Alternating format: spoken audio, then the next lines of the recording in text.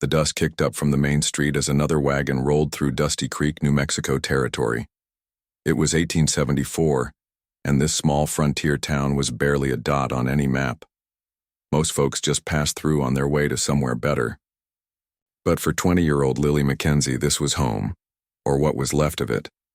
Lily sat on the front steps of what used to be her family's general store, watching the world go by. The wooden sign above her head creaked in the desert wind, faded letters spelling out Mackenzie Goods and Supplies. 2 months ago, her parents had owned this place. 2 months ago, she had a family, a future, and hope. Now she had nothing. The fever had come fast and taken both her mother and father within a week of each other. The whole town had been scared it might spread, so only the preacher and Doc Henderson had come to the burial. Lily had stood alone by those 2 graves, feeling like the ground might swallow her up too. She pulled her worn shawl tighter around her shoulders. The fabric was thin from too many washes, but it was her mother's, and it still smelled faintly of the lavender soap they used to make together. Those days felt like a lifetime ago now. "Miss Mackenzie?" The voice made her jump. She looked up to see Thomas Garrett, the banker, standing in front of her. His black suit was perfectly pressed despite the heat, and his mustache was waxed to sharp points. Everything about him looked expensive and cold. "Mr. Garrett." Lily stood up, smoothing down her faded blue dress. She knew why he was here. This wasn't his first visit since the funeral. "I trust you've had time to consider my offer," he said, pulling out a folded paper from his jacket. "The store's debts won't wait much longer." Lily's stomach twisted. She'd been over the numbers 100 times. Her father had been sick longer than anyone knew, and he'd borrowed money to keep the store running. Now the debt was more than the store was worth, and Garrett owned the note. "I told you, Mr. Garrett, I need more time." His smile was thin as paper. "Time is something you don't have, young lady. The payment is due tomorrow, full amount. But surely there's another way. I could work off the debt. I know the store business. My father taught me everything." Garrett shook his head. "A young woman running a business alone? That's no proper work for someone like you. Besides, you don't have the skills to make this place profitable again." Lily felt her cheeks burn. She wanted to argue, to tell him she knew every item on those shelves, every supplier her father worked with, every customer's needs. But she could see in his eyes that he'd already made up his mind. "What exactly are you suggesting, Mr. Garrett?" He folded the paper carefully and tucked it back into his jacket. "Sell the store to me. Clear the debt. I'll give you enough left over to buy passage on the next stage to somewhere with family." "I don't have any family." "Then somewhere you can find proper work. A young woman of your circumstances should have other options." The way he said circumstances made Lily's skin crawl. She knew what he meant. She'd always been bigger than other girls her age. While her friends had grown tall and slim, Lily had grown round. Her mother used to say she was built strong like a pioneer woman should be. But Lily knew what the town really thought. She'd heard the whispers, seen the looks. The fat Mackenzie girl. Poor thing, she'll never find a husband. What man would want someone like that? "I'm not selling," she said quietly. Garrett's expression hardened.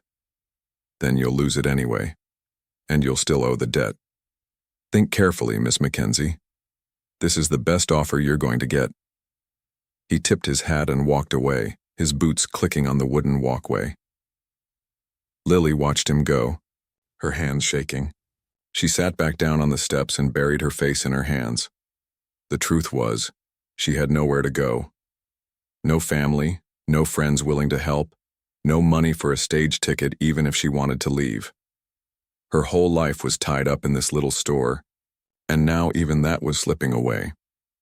As the sun started to set, painting the sky orange and red, Lily went inside. The store felt empty without her parents' voices echoing off the walls. Shelves that used to be full now looked bare. She'd had to sell most of the inventory just to eat these past 2 months. She walked to the back room where her family had lived. The kitchen table where they'd shared so many meals. The bedroom where she'd listened to her parents talking quietly about money troubles, thinking she was asleep. The small mirror where her mother used to brush her hair every morning. Lily looked at herself in that mirror now. Round face, brown eyes that used to sparkle but now just looked tired, hair that needed washing, a dress that used to fit better before worry had stolen her appetite. "What am I going to do, Mama?" she whispered to her reflection. The next morning came too soon. Lily had barely slept, tossing and turning on her narrow bed. She'd tried to think of solutions, but every path seemed blocked. She had no skills besides running the store, no connections in other towns, no money to start over. She was making coffee when the knock came. Not Garrett's polite tap, but something heavier, more urgent. Lily opened the door to find Jake Sullivan standing on her porch. Jake owned the Lucky Dollar Saloon down the street. He was a big man with rough hands and a face that had seen too many fights. Most respectable women in town crossed the street when they saw him coming. "Morning, Miss Mackenzie," Mr. Sullivan. Lily's voice came out smaller than she intended. "Heard you might be having some money troubles." Word traveled fast in a small town. Lily nodded, not trusting herself to speak. Jake took off his hat and turned it in his hands. "Well, I might have a solution for you." "What kind of solution?" "Work, at the saloon." Lily's heart sank. She knew what kind of work he meant. The Lucky Dollar wasn't just a place for drinking. Upstairs, there were rooms where men went with the women who worked for Jake. It wasn't something people talked about openly, but everyone knew.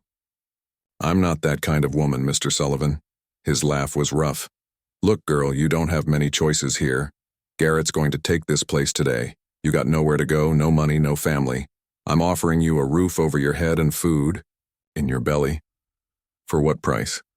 Jake's eyes traveled up and down her body in a way that made her skin crawl. "You're not exactly what my usual customers prefer, but there's men who like their women with more meat on their bones. You'd be surprised what some folks will pay for." Lily felt sick. "Get off my property." "Now hold on, don't get all high and mighty. You think you're too good for honest work? Because let me tell you something, girl. Once Garrett takes this place, you'll be sleeping in the street. And when you get hungry enough, desperate enough, you'll come knocking on my door anyway. Only then the offer won't be as good." He put his hat back on and stepped closer. Lily could smell whiskey on his breath even though it wasn't even noon. "I'll give you till tonight to think it over, but don't wait too long. Pride don't fill an empty belly." After he left, Lily sank into a chair at her kitchen table. The coffee had gone cold, but she didn't notice. Her hands were shaking too much to hold the cup steady anyway. She thought about her mother, who had always carried herself with dignity no matter how hard things got. Her father, who had worked his whole life to build something honest and good. What would they think if they knew their daughter was considering Jake Sullivan's offer? But what choice did she have? Jake was right about one thing. Once Garrett took the store, she'd have nothing. At least with Jake, she'd have a place to sleep and food to eat. Maybe she could save up enough money to leave town eventually. Start over somewhere nobody knew her. The morning dragged on and dragged. A few customers came in, mostly to satisfy their curiosity about whether the store was really closing. Mrs. Patterson from the church stopped by with a basket of food, but her charity felt more like pity. Old Charlie, who worked at the livery stable, bought some tobacco but kept looking at her like she was already gone. By noon, Garrett was back with the sheriff and official papers. Lily signed where they told her to sign, watching her family's legacy disappear with a few pen strokes. The sheriff was kind enough to let her take her personal things and gave her until evening to clear out completely. Lily packed her few belongings into a worn carpet bag. Her mother's shawl and brush, her father's Bible, a daguerreotype of the three of them taken 2 Christmases ago when they still believed the future held promise. Everything else that mattered was already gone. As the sun started to set, she found herself walking toward the Lucky Dollar. Each step felt heavier than the last. She could hear piano music and rough laughter coming from inside, men's voices talking too loud. The sound of boots on wooden floors. She stopped at the batwing doors, her hand frozen on the worn wood.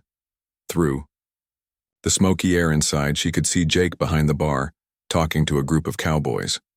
One of them saw her in the doorway and nudged his friends. They all turned to look. Lily's face burned with shame. This was it. This was what her life had come to, 20 years old and selling herself just to survive. She took a deep breath and pushed through the doors. The piano music stopped. Every conversation died away. All eyes turned to her as she walked across the room, her carpet bag in one hand, her dignity hanging by a thread. Jake looked up from cleaning a glass. His smile was cold and satisfied. Well, well. Knew you'd come around, girl. Welcome to your new life. But before Lily could say a word, before she could take that final step that would seal her fate, the saloon doors burr. The man who stepped through those saloon doors was unlike anyone Lily had ever seen. Tall and lean, with long black hair tied back and skin bronzed by the desert sun. He wore a mix of Apache clothing and frontier gear, buckskin pants, a cotton shirt, and a hat that had seen better days. But it was his eyes that caught her attention. Dark and intelligent, they swept across the room, taking in everything. The saloon had gone completely quiet. Even Jake had stopped pretending to clean his glass. In a town where most Apache people were viewed with suspicion or fear, this man's presence was like a stone thrown into still water. He walked to the bar with easy confidence, seemingly unbothered by all the stares. When he spoke, his English was clear and measured, with just a hint of an accent that made his words sound like music. "Whiskey," he said simply. Jake hesitated for a moment, then poured the drink. "You got money to pay for that?" The stranger placed a small leather pouch on the bar. The soft clink of coins inside was answer enough. Jake poured the whiskey and slid it across the worn wood. "Name's Running Wolf," the man said, loud enough for the whole room to hear. "I've got horses to trade, and silver to spend. Anyone interested in honest business?" A few of the cowboys exchanged glances. In frontier towns, money talked louder than prejudice, but old fears died hard.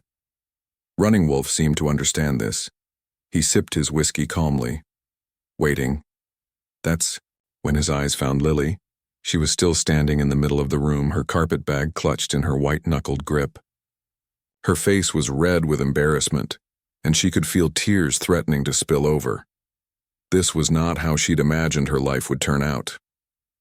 Running Wolf studied her for a long moment, not the way Jake had looked at her, like she was something to be used, not the way the townspeople looked at her with pity or judgment. He looked at her like he was trying to understand a puzzle. "You seem troubled, miss," he said quietly. Lily's throat felt tight. "I'm fine." "No," he said gently. "You are not fine." Jake stepped forward, his hand resting on the gun at his hip. "She's with me, Apache. We got business to discuss." Running Wolf's gaze shifted to Jake, and something cold flashed in his dark eyes. "What kind of business?" "The kind that ain't none of yours." "I think it is my business." Running Wolf set down his glass and turned to face Jake fully.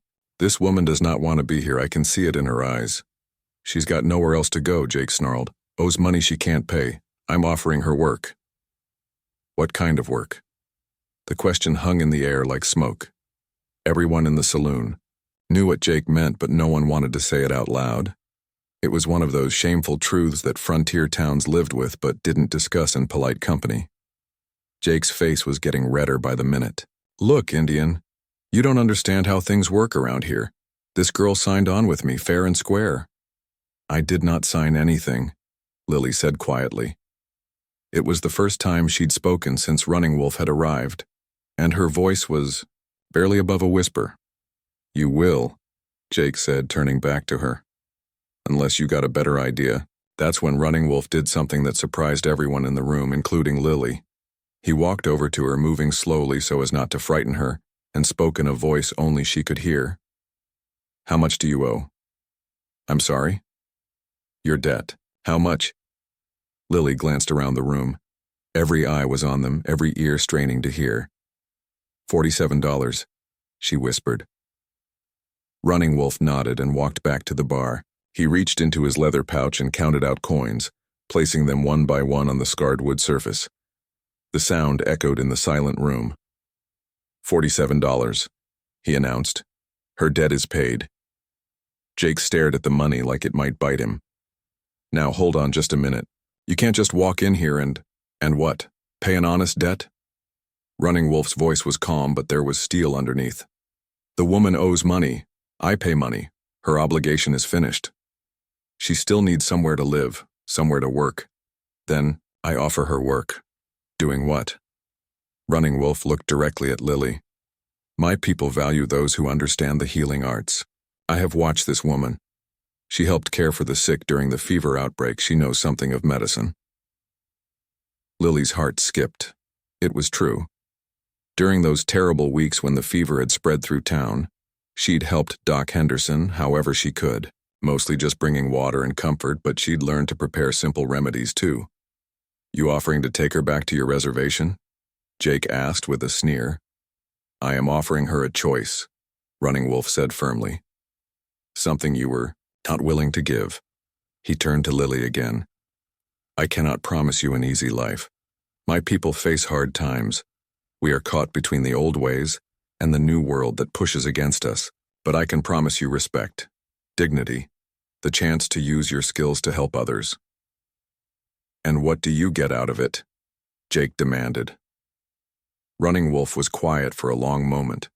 When he spoke, his voice was softer. My wife died 2 winters ago, fever like your parents. I have been alone since then. I offer marriage if the lady is willing. Partnership, not ownership. The saloon erupted in whispers and mutters. A white woman marrying an Apache? It was scandalous, dangerous, unheard of. But Lily found herself looking into Running Wolf's eyes, searching for deception or hidden motives. She saw none, just honesty and perhaps loneliness that matched her own. I don't know anything about your customs, she said quietly, your language, your ways. Then you will learn, as I learned English, as I learned to live in both worlds. Why? The question came out as barely a whisper. Why would you help me? You don't even know me. Running Wolf smiled for the first time since he'd walked into the saloon. It transformed his whole face, making him look younger and less fierce. My grandmother used to say that the spirits sometimes put people in our path for a reason. Maybe you are in my path for healing. Maybe I am in yours for protection, or maybe... His smile widened. We are both just 2 lonely people who need to find a new way to live. Jake slammed his hand down on the bar. This is ridiculous. You can't just waltz in here and steal my worker. She was never your worker, Running Wolf said, his voice hardening again. She was a desperate woman you sought to take advantage of. There is no honor in that. The sheriff, who had been quietly nursing a beer in the corner, finally stood up. Tom Morrison had been keeping the peace in Dusty Creek for 5 years, and he knew trouble when he saw it brewing. Now hold on, everyone, he said, walking over. Let's all calm down here. He looked at the money on the bar, then at Jake, then at Running Wolf and Lily. The debt's been paid, fair and square. Jake, you got no claim on the lady. But Sheriff, no buts about it. Money changes hands. Debt gets cleared. That's how business works. Jake's face was purple with rage, but he knew better than to argue. With the law, he snatched up the coins and shoved them in his pocket. Fine. But don't come crying to me when things go bad, girl. When you're living in some teepee eating scraps and wondering where your next meal is coming from. Better than wondering when my next customer is coming, Lily said, surprising herself with her boldness. Running Wolf offered her his arm. Shall we go? I have camp outside town. You can decide in the morning if you wish to accept my proposal. Lily looked around the saloon one more time at Jake's angry face, at the cowboys staring with a mixture of curiosity and disapproval, at the sheriff nodding his approval, at the life she was about to leave behind forever. Then she took Running Wolf's arm. They walked out of the Lucky Dollar together, leaving, behind a room full of stunned faces and whispered conversations that would keep the town talking for weeks to come. Outside, the desert night was cool and clear. Stars filled the sky in a way they never could back east, where Lily's parents had come from originally. The air smelled of sage and distant rain. Are you afraid? Running Wolf asked as they walked toward the edge of town. Lily considered the question honestly. Yes, but I was afraid before you came too. At least now I'm afraid of something new instead of something terrible. He laughed, a rich sound that echoed off the surrounding hills. That is a wise way to think about it. They reached his camp about a mile outside town. It was simple but well organized. A small fire burned in a ring of stones, and 2 horses grazed nearby on hobbles. A bedroll was laid out under the stars, and supplies were neatly arranged on a canvas tarp. You can sleep by the fire, he said, unrolling a second blanket. I will keep watch. You don't have to do that. Yes, I do. Until you decide whether to trust me, I must earn that trust.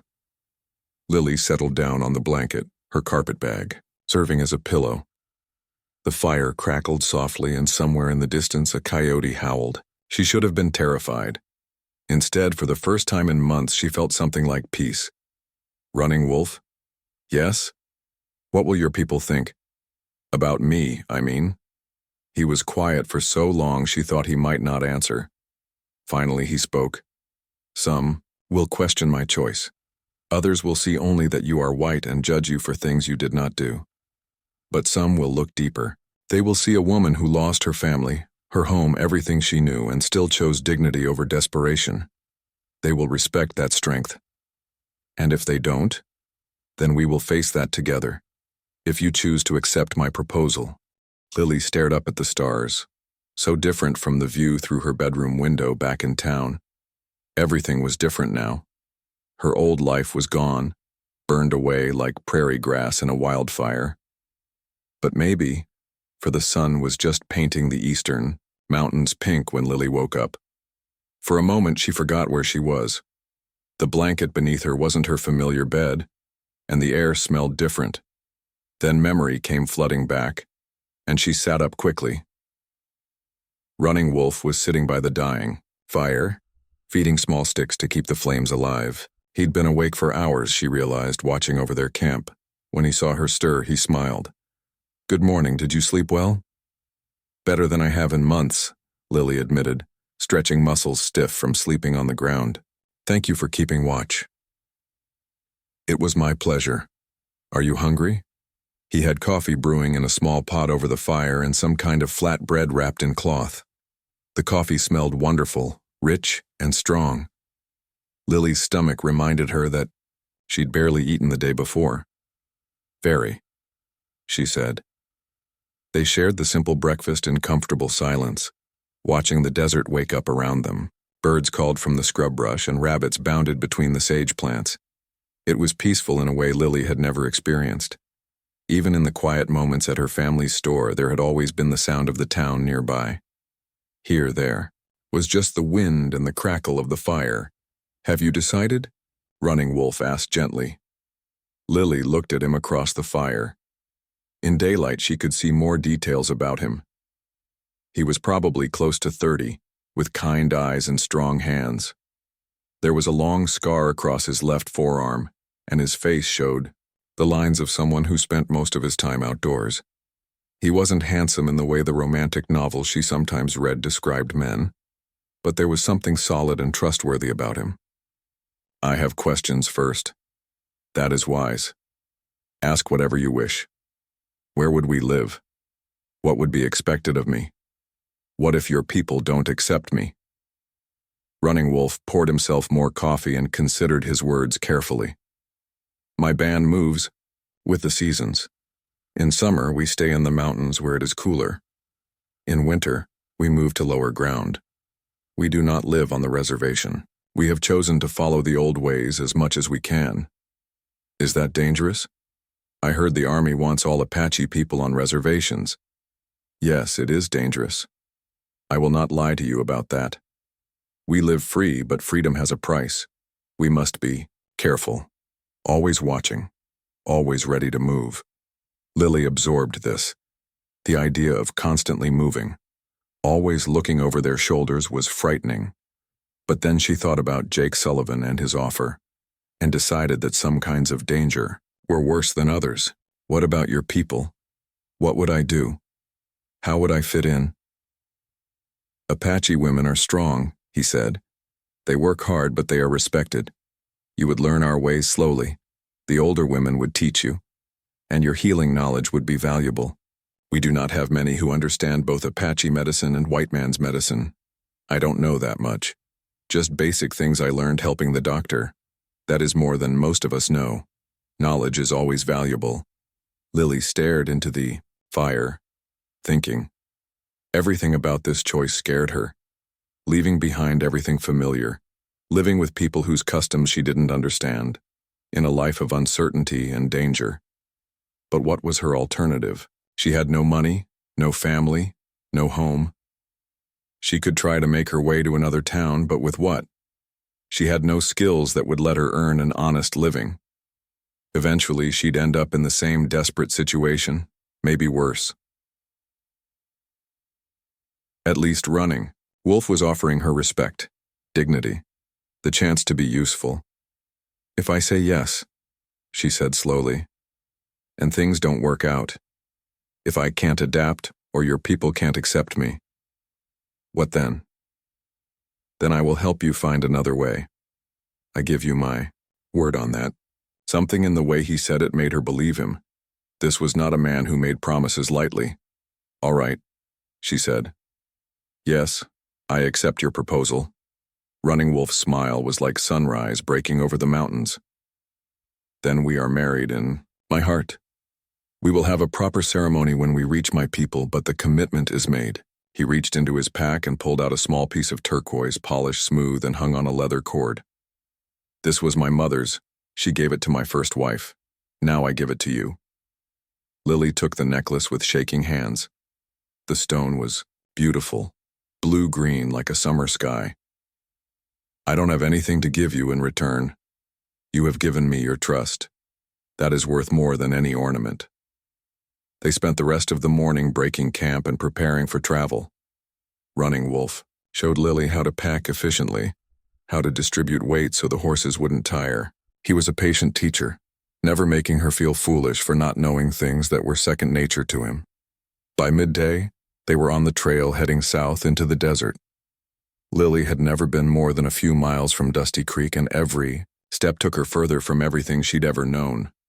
The first day of travel was hard. Lily wasn't used to riding for hours at a time, and her back and legs ached terribly.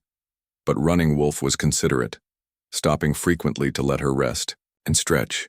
He never complained about their slow pace. Your body will adapt, he assured her when she apologized for holding them up. Everything takes time.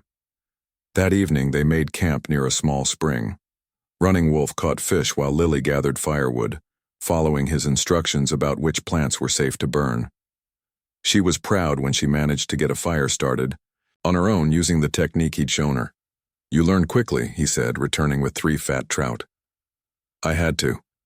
Growing up in a store, you learn to pay attention to details. As they ate, Running Wolf began teaching her simple words in his language. How to say water, fire, food, thank you. The sounds felt strange in her mouth, but she worked at them until he nodded approval.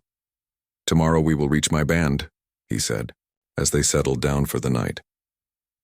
I should warn you, there will be some who are not happy about my choice. Why did you choose me? Lily asked. It was something that had been bothering her all day.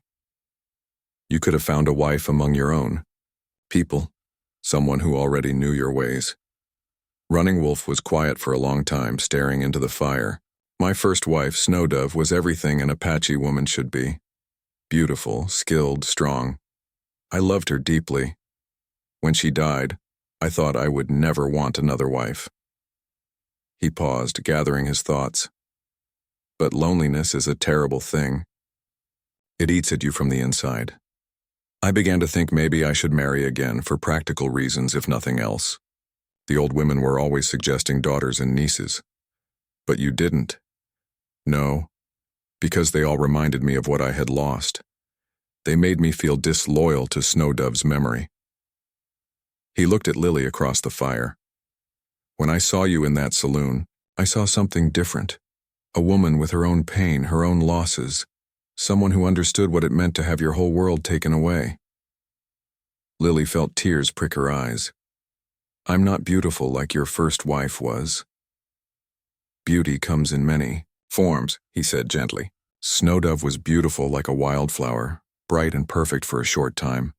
You are beautiful like the mountains, strong and enduring. Both have their place in the world. The next day they climbed into foothills covered with oak and pine trees. The air was cooler here and Lily could smell water somewhere nearby. Her riding was getting easier, though she was still sore. In the late afternoon, Running Wolf stopped suddenly and made a bird call.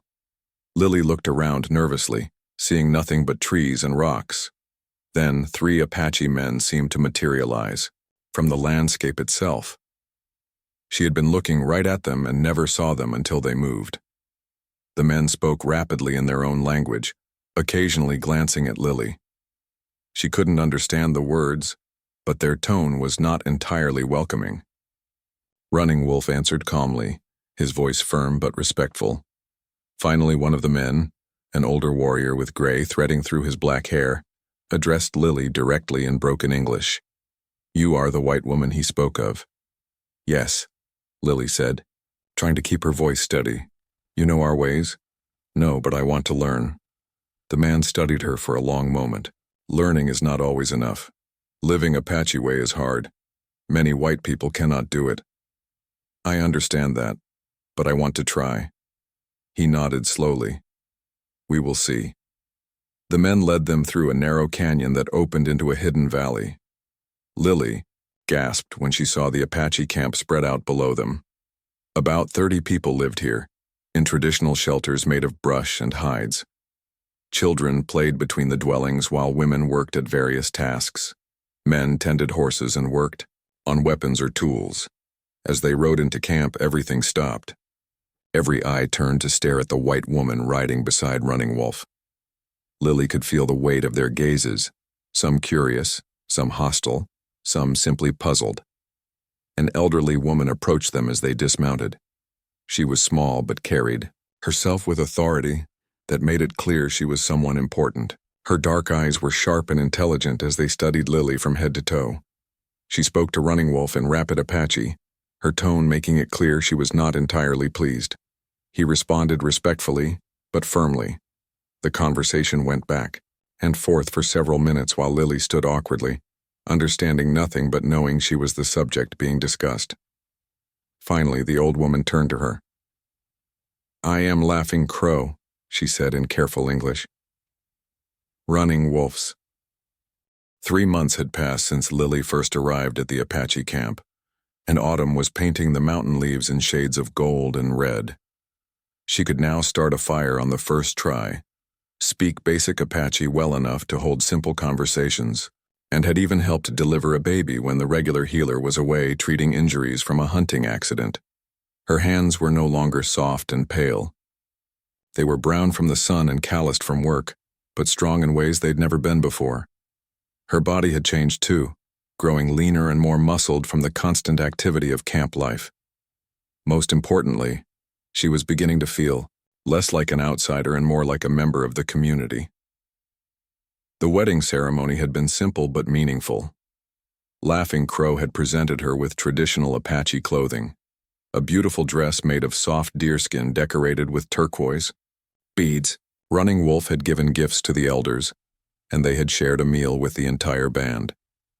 Instead of rings, they exchanged promises spoken in both English and Apache under the stars. Even dancing deer had begun to warm to her, especially after Lily had successfully treated the young woman's little brother for a fever, using a combination of Apache plant medicine and techniques she'd learned from Doc Henderson back in Dusty Creek. But peaceful times never lasted long in Apache country. The first sign of trouble came on a crisp morning when the scout called 2 hawks came racing into camp on a lathered horse. His face was grim as he spoke rapidly to the council of elders. Lily caught enough words to understand that soldiers were coming, but she didn't know how many or how close they were. Running Wolf found her helping to prepare the morning meal. Pack only what you cannot leave behind, he said quietly. We must move quickly.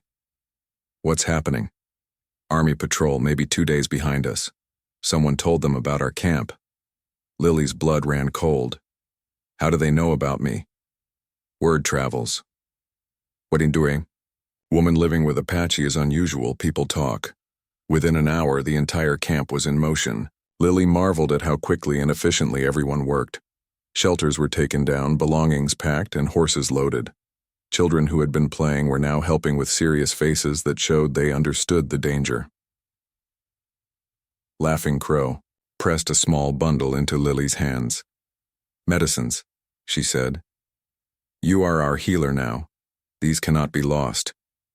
The responsibility felt heavy, but Lily nodded and tucked the precious bundle into her pack. Over the past months, she had indeed become something of a healer for the band, combining what she'd learned from Doc Henderson with traditional Apache remedies.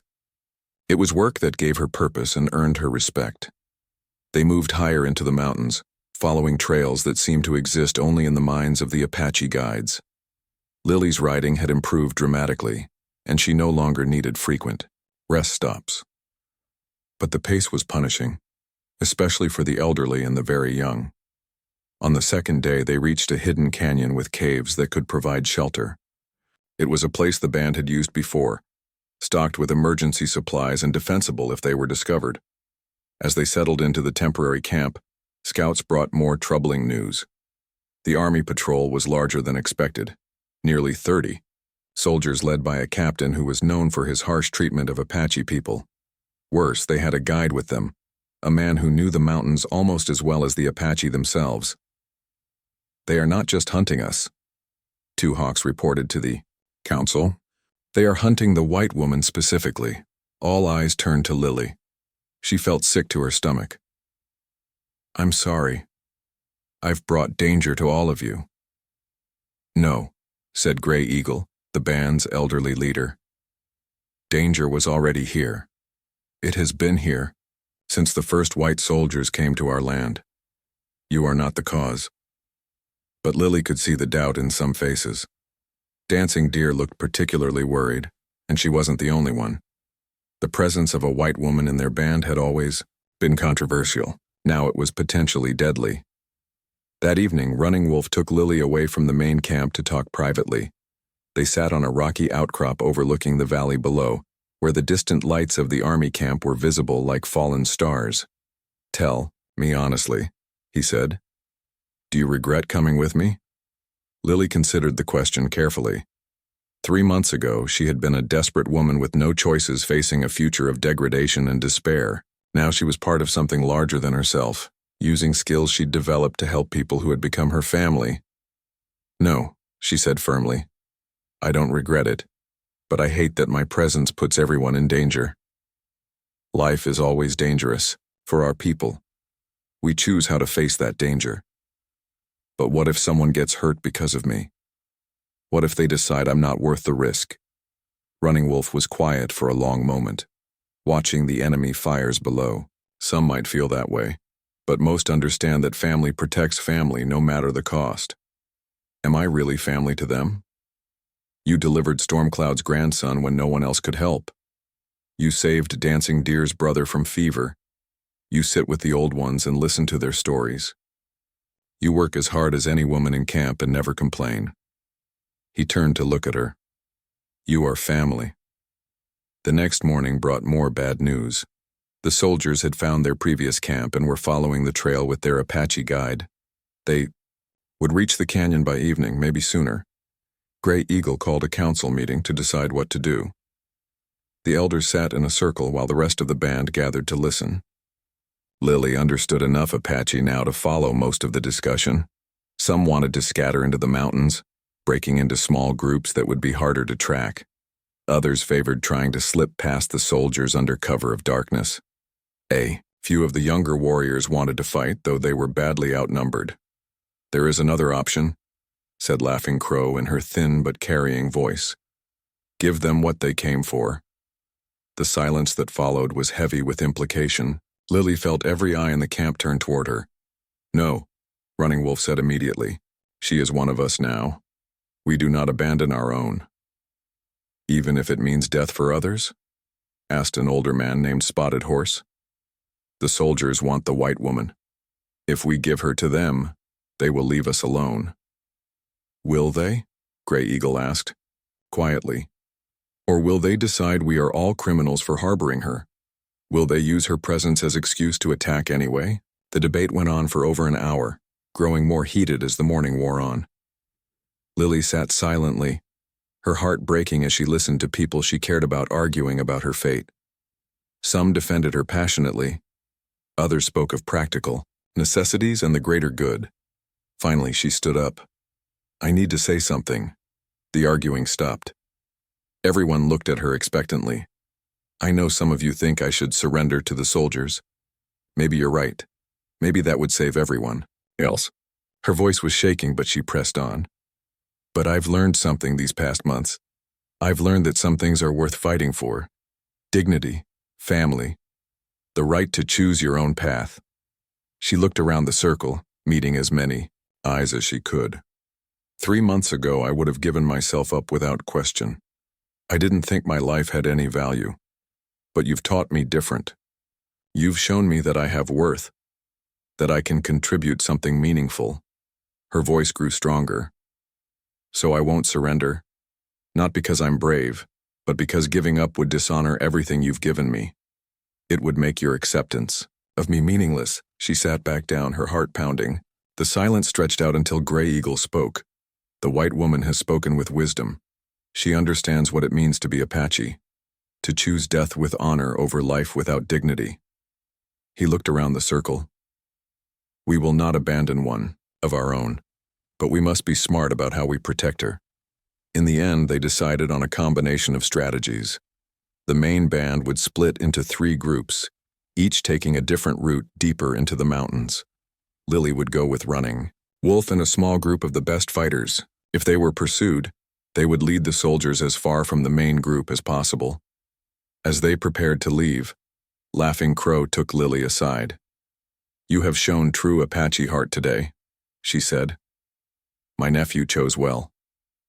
I hope I prove worthy of that choice." The old woman pressed something into her hand, a small medicine pouch decorated with traditional designs. "You already have." They left the canyon as the sun was setting, moving in single file along narrow mountain trails. Lily's group consisted of Running Wolf, 2 hawks, Dancing Deer's brother Stone Bear, and an older warrior named Wind Caller, who knew every trail in these mountains. For 2 days, they climbed higher into the peaks, following paths that sometimes seemed to exist only in Wind Caller's memory. The air was thin and cold, and more than once Lily found herself gasping for breath, but she pushed on, determined not to slow them down. On the 3rd morning, they could see smoke rising from the valley below. The soldiers had found and burned one of the Apache supply caches. They were getting closer. "We cannot keep running," Stone Bear said as they paused to rest. "They will catch us eventually." "Then we make our stand here," Running Wolf decided, looking around at the rocky terrain. "This place can be defended." They spent the day preparing. Wind Caller and 2 hawks scouted escape routes in case they were overrun. Stone Bear and Running Wolf positioned rocks and deadfall to create barriers. Lily prepared medicines and bandages, knowing there would be wounded before this was over.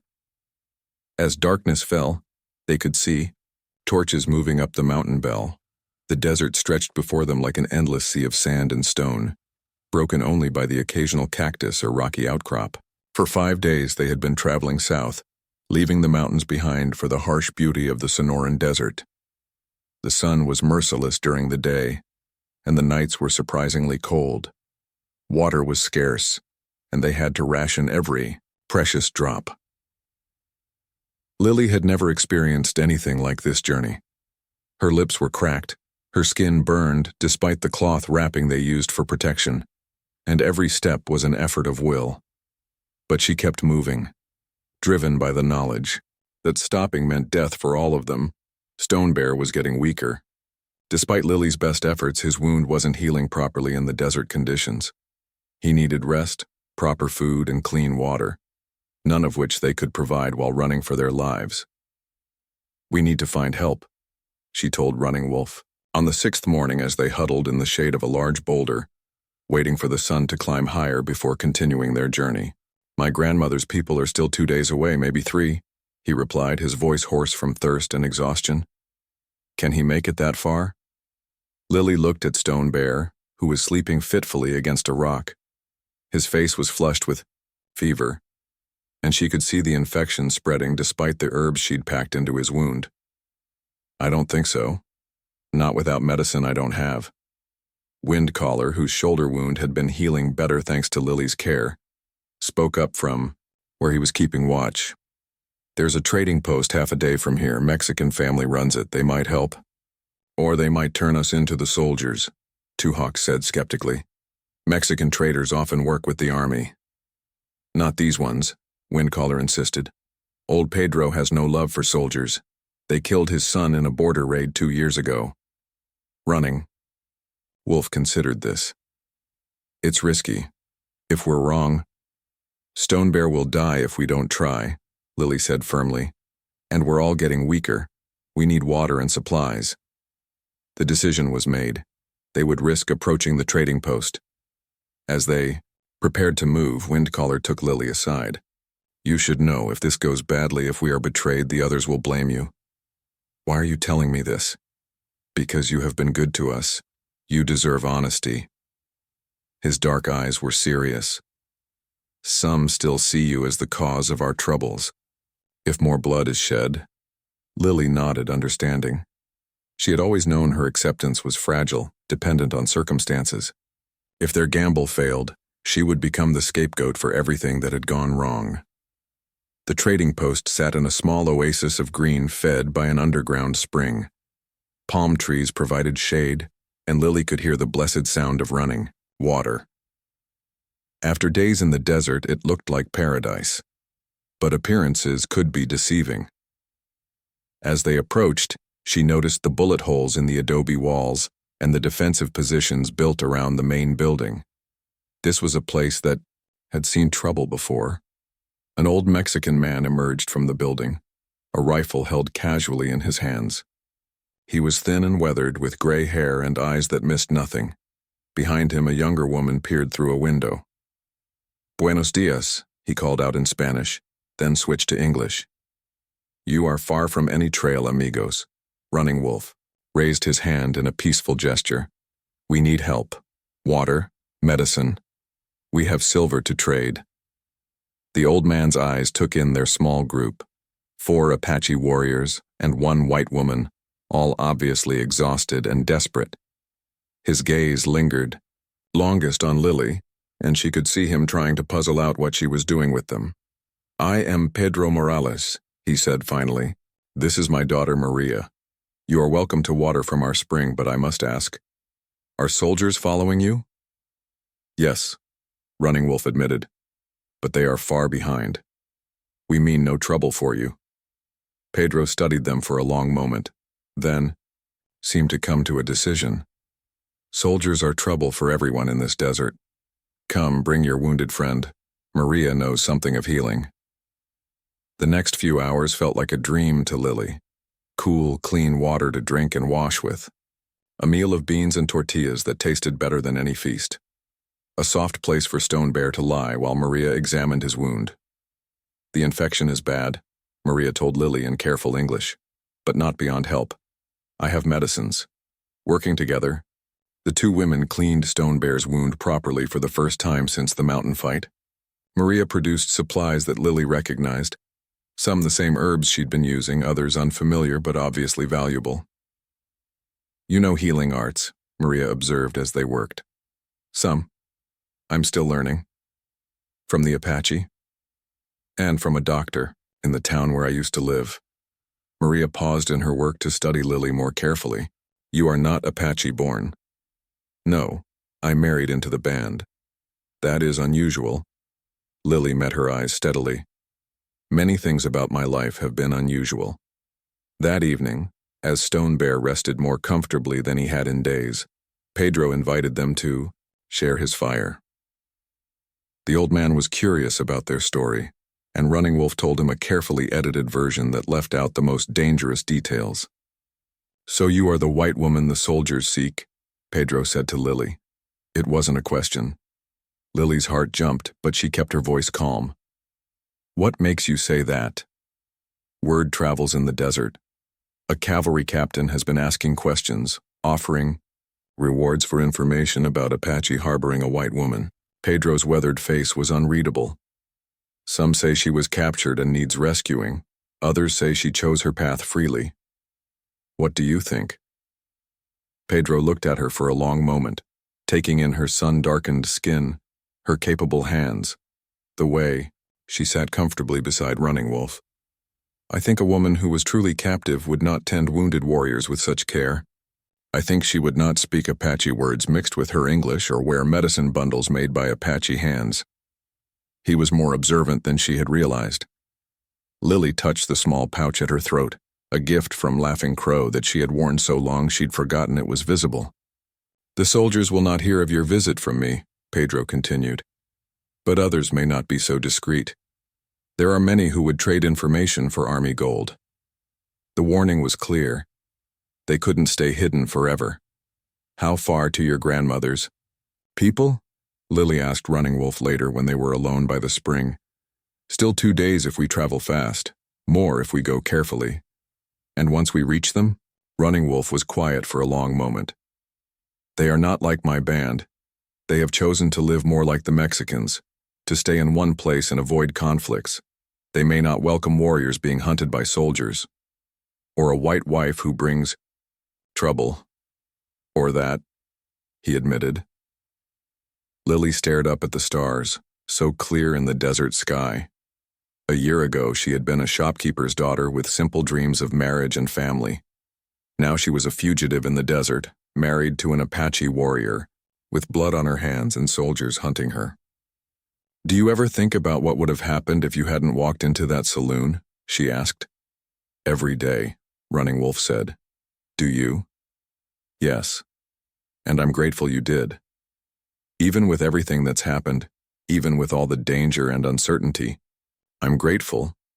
Even if it ends badly, Lily considered that. I've lived more in the past 6 months than I did in the 20 years before. I've been useful, needed, valued. If this is all the time I get, at least it was time that mattered. Running Wolf took her hand in his.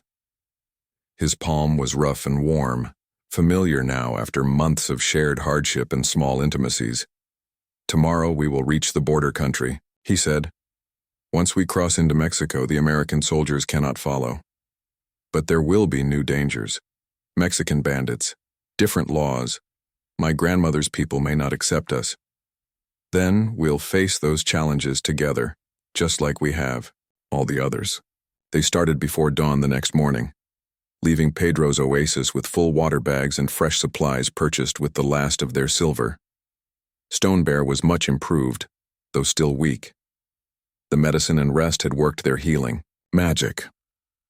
As they traveled deeper into the border country, the landscape began to change. The desert gave way to scrubland dotted with small ranches and farming settlements. They saw more people, which meant more opportunities for discovery but also more resources if they needed help. On the second day, they crested a hill and saw their destination, a small village nestled in a valley watered by a seasonal stream. Adobe houses clustered around a central plaza, with fields of corn and beans stretching toward the surrounding hills. Agua dulce, Running Wolf said. Sweet water. My grandmother named it when her people first settled here. As they rode into the village, people emerged from their homes to stare. These were Apache people, but dressed in Mexican-style clothing and living in permanent houses rather than traditional shelters. Children ran alongside their horses, chattering in a mixture of Apache and Spanish. An elderly woman emerged from the largest house in the village. She was small and bent with age, but her eyes were sharp and alert. She wore a colorful woven shawl and silver jewelry that caught the afternoon light. Grandmother, Running Wolf said, dismounting and approaching her with obvious respect. She studied him for a long moment, then broke into a smile.